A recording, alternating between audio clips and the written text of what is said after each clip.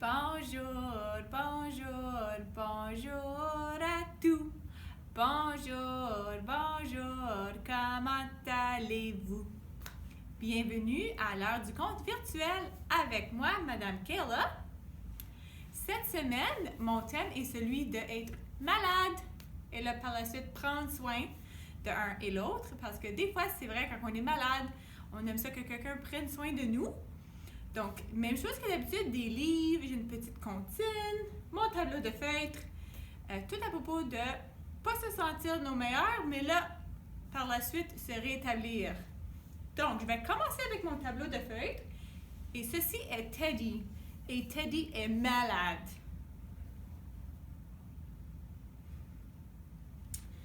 Donc, Teddy va aller chez le docteur et je vais vous présenter tous les instruments médicaux que le docteur va utiliser pour s'assurer que Teddy va bien aller. Donc, la première chose est un otoscope, celui-là. Et ça regarde dans les oreilles et les yeux de Teddy, juste pour s'assurer que tout est beau. Et oui, en fait, Teddy va bien. La deuxième chose est un thermomètre. Donc ça, c'est pour voir si Teddy fait de la fièvre ou s'il est chaud. Et oui, en fait, avec le thermomètre, on peut voir que Teddy se sent pas très bien, il fait de la fièvre. Mais c'est correct, parce qu'on peut lui donner des médicaments qui goûtent aux fruits pas très bons. Des fois. Par la suite,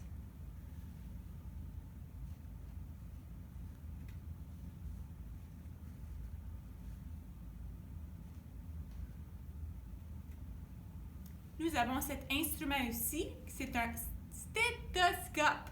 Wow. Et ça, c'est pour écouter au cœur. Donc, le docteur le met dans les oreilles, il prend le bout ici, le met sur le cœur de Teddy et tom, ta-tom, ta-tom. Comme ça, le cœur de Teddy va très bien. Finalement, juste au cas où, nous avons un pansement. C'est toujours bon d'avoir des pansements. Ça, c'est bon quand on se coupe ou qu'on a des petits bobos. On peut toujours mettre un pansement. Et finalement, nous avons un aiguille qui peut être un peu épeurant. On va le donner à Teddy à la fin de sa visite pour pas qu'il soit très, très, très malade la prochaine fois. Hein? C'est un vaccin pour prévenir. Et après ça, Teddy a tout fini chez le docteur et il va se sentir mieux bientôt. Bravo, Teddy! Donc, mon premier livre aujourd'hui est Gros Bobo par Jeremy Tankard et c'est publié par les éditions Scolastiques.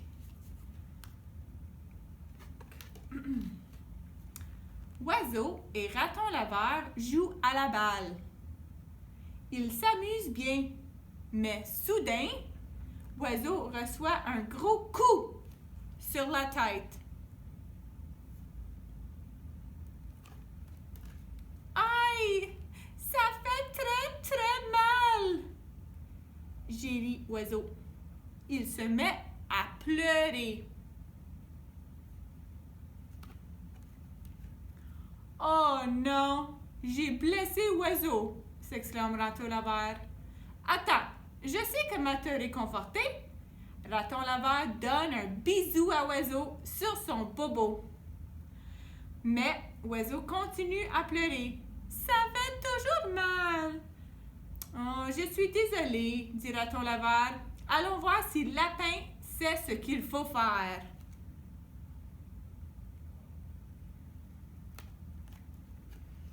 Raton Laveur raconte Lapin ce qui se passe. Pauvre Oiseau, dit Lapin. Peut-être qu'un câlin t'aidera à te sentir mieux? Lapin fait un câlin à Oiseau, mais Oiseau continue à pleurer. J'ai toujours mal. Allons chercher Castor, déclare Lapin. Il saura ce qu'il faut faire.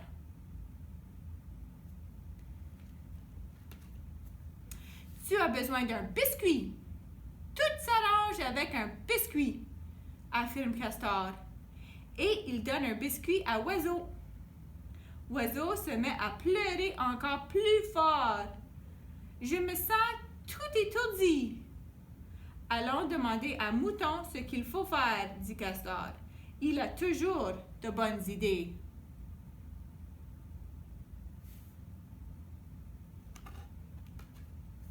Castor montre le bobo d'Oiseau à Mouton. Et si on jouait à cache-cache? Suggère Mouton. Les animaux courent se cacher. Tu veux que je me cache? S'écrie Oiseau. Ne vois-tu pas que je peux à peine marcher? Renard saura sans doute ce qu'il faut faire, déclare Mouton. Il est intelligent.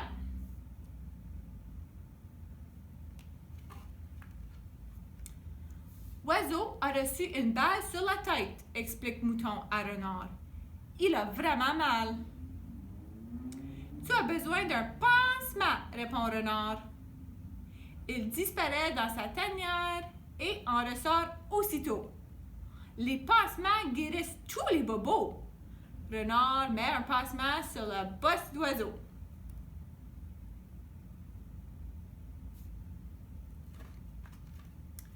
Le pansement n'y fait rien. Gros bobo! Hurle l'oiseau.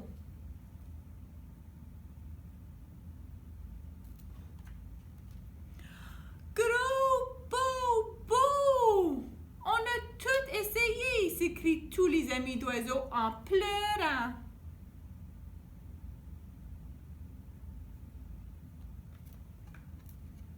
Oiseau regarde ses amis. Il touche sa bosse. Elle ne lui fait plus vraiment mal. Je pense que je me sens mieux maintenant, déclare-t-il. Mais ses amis ne l'entendent pas.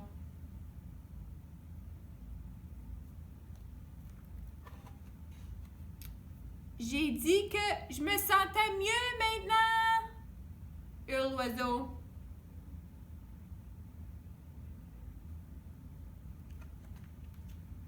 Regardez! Oiseau se tient en équilibre sur sa tête.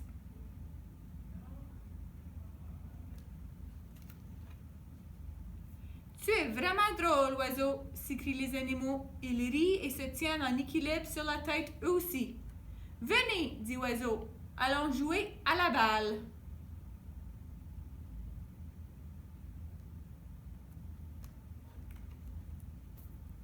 Bang!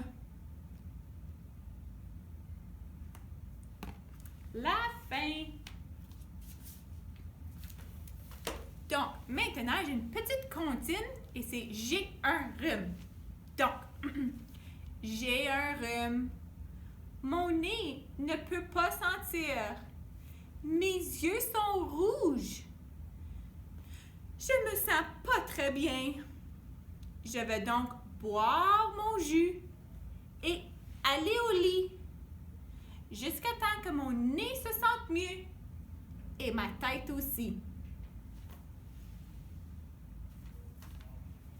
Pour notre bricolage cette semaine, je l'ai seulement en anglais malheureusement. Donc j'ai 2 enfants, puis un qui est supposé faire en anglais et l'autre en français, mais celui de français a décidé qu'il ne voulait plus faire de carte. Fait qu'on a juste une carte, mais vous pouvez évidemment écrire en français. Et à l'intérieur, c'est des petits pansements. Nous avons fait des ballons avec nos doigts. On a utilisé des étampes, mais je suis certaine que la peinture, des boutons, des petits papiers découpés, ça fonctionnerait aussi. Puis on a dessiné des petits bonhommes. Et c'est ça. On n'a pas personne à qui le donner en ce moment. Puis c'est correct. J'espère qu'on n'a pas besoin de la donner à personne. Mais c'est une idée de bricolage. Si jamais que vous voulez faire une carte pour quelqu'un. Donc finalement, mon livre, c'est Fafounette chez le docteur par Louise Daou. Et c'est publié par les éditions Les Malins.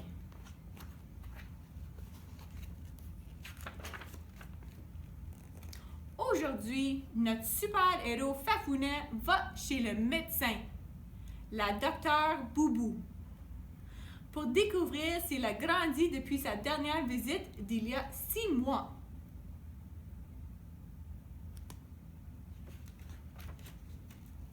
Arrivé chez le médecin, la secrétaire interpelle Fafounet. Fafounet, tu peux aller dans le bureau numéro 1. La docteure Boubou va venir te voir dans quelques instants.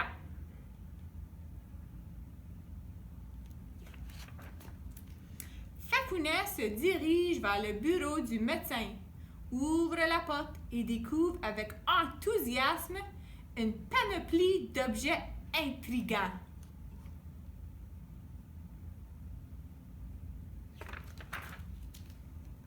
Son regard est attiré par le dessin d'une très grande girafe sur le mur, recouverte de chiffres, parfaitement tracés pour les mesures petits et grands. Fafounet s'approche, pose un de ses pieds le long du cou de la girafe et s'amuse à le mesurer.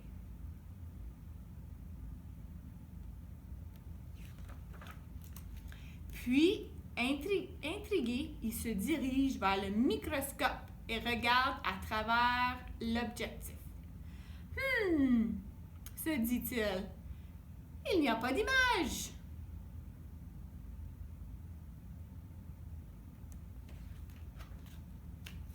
Mais comme notre ami a toujours plus d'un tour dans son sac, il décide de couper un de ses cheveux, le place sous la lame du microscope et l'examine attentivement. « Wow! » s'exclame-t-il. « Il a grossi! »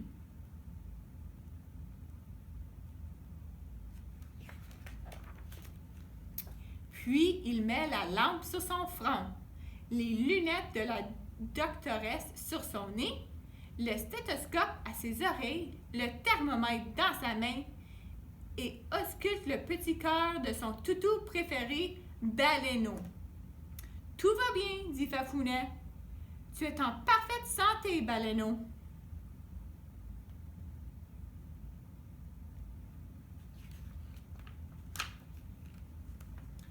Pour la suite, il s'amuse avec des boules de ouate et des cotons-tiges.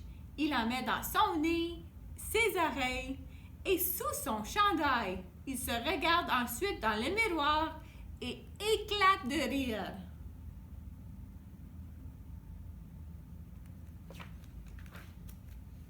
Il rit tellement qu'il trébuche et se retrouve devant la pièce de la radiologie, où l'on prend des photographies de l'intérieur du corps humain.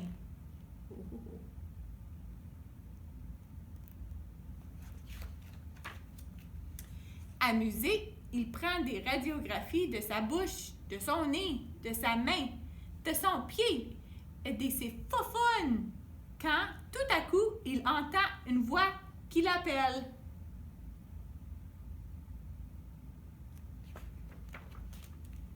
Fafounet! Fafounet s'empresse de cacher sous son chandail et derrière son dos ses radiographies. Fafounet!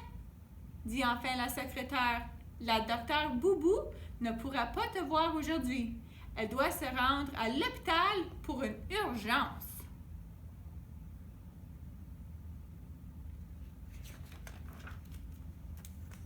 Fafounet quitte hâtivement le bureau, les radiographies cachées sous son chandail. Arrivé à la maison, ravi de sa visite colorée chez le médecin, il décide de décorer sa chambre avec ses radiographies. Et devine quoi?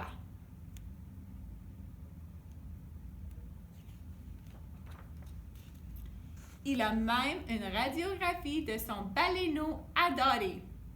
Comme c'était amusant d'aller chez le docteur, et cela même si Fafounet n'a pas pu la voir.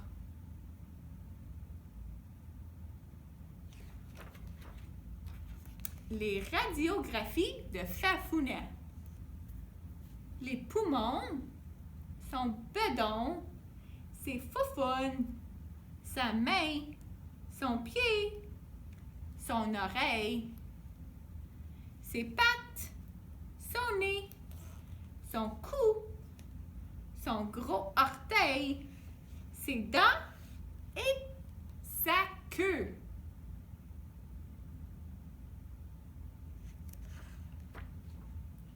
La fin! Donc, c'est tout pour aujourd'hui. Je vais vous revoir la semaine prochaine avec un nouveau thème. Bye tout le monde!